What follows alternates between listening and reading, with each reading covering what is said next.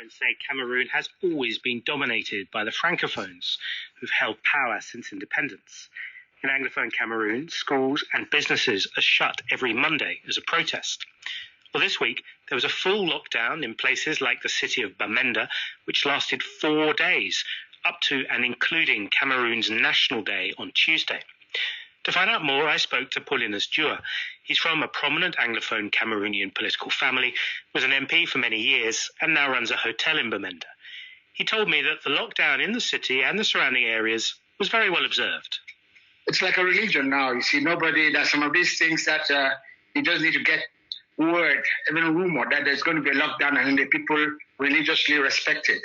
It ended with the celebrations of the National Day, which was supposed to be a day of national unity. So the people said, no, we are not part of this. We're not part of this, so we're not going out. What does it mean for someone like you who has a hotel business, I think? A lockdown, whether or not you agree with its objectives, it has an economic impact, does it not? A very heavy one, very heavy one. Imagine locking your business up for 1 day, just 1 day, has a very, very heavy negative financial impact. But it's a sacrifice. Some people have paid even the sacrifice for this fight by their lives. So if you lose 1 day of business and you think that you are somebody who is attached to the fight, then to me, it doesn't mean much. It could have been worse. It has been worse with some other people. So we are all ready to make the sacrifice. So if something like a lockdown is a signal, a message to the government in Yaoundé that people in the English-speaking regions are fed up, that perhaps they want their own country, do you think the government hears that message, sees that message? I think the government does. The government definitely sees the message. It's just that they are very, very headstrong. And they feel that because they are government, they have a monopoly of force. But no, dialogue is the answer. Sit down and talk with these people. The international community has asked for dialogue. The civil society in Cameroon has asked for dialogue.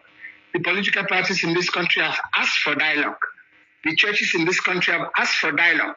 So sit down and talk with these people. That's the only way to solve this problem. President Biya will probably say, we've had a national dialogue, we've talked, we've done what you want. The national dialogue was most ineffective, was a sham.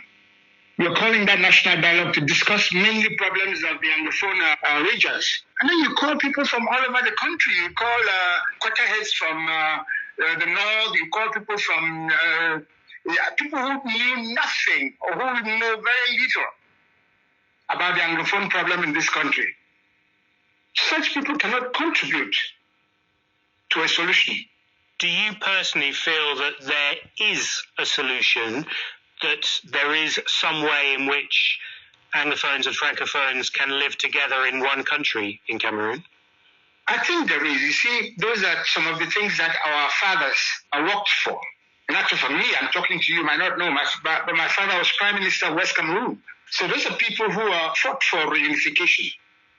At least are people who fought to let Cameroon Anglophone achieve its independence by joining our already independent brothers of East Cameroon. But there was a chance, there still is a chance for people to, at least Cameroon would have been that kind of precursor in African unity. At least the first country to get Anglophones and Francophones, two different countries, come together and form one country and try to achieve African unity. But no, this thing got derailed in 1972. Why? Because of greed. But I think there still is a chance. There still is a chance. We are no doubt, we are Africans, we are brothers. But we must sit down and talk. Paulinus Dua there from a prominent Cameroonian political family, a former MP as well, speaking to us from the city of Bamenda. Well, let's get more.